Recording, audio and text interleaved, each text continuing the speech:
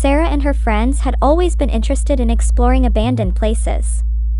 So when they heard about an old hotel that had been shut down for years, they knew they had to check it out.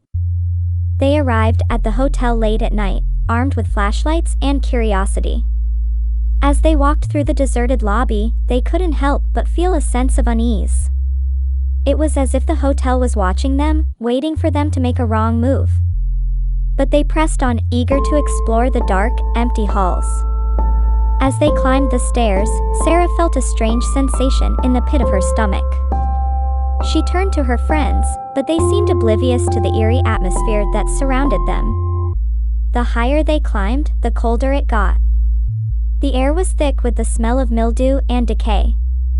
It was as if the hotel was trying to warn them to leave, but they were too stubborn to listen. When they reached the top floor, they found a room that looked as though it had been untouched for decades. The wallpaper was peeling, and the furniture was covered in dust. But what caught their attention was the strange symbol that had been carved into the floor. It was a pentagram, surrounded by a circle of strange, arcane symbols. As they stood there, staring at the symbol, they heard a faint whispering. At first, it was too quiet to make out, but as they listened closer, they realized it was coming from the symbol itself.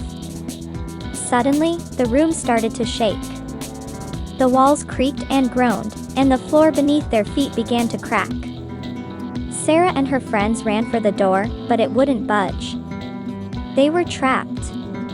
As the shaking grew more intense, the whispering grew louder.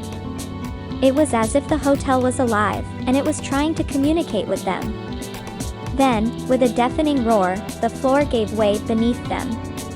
They fell into a dark, bottomless pit, surrounded by the sound of demonic laughter.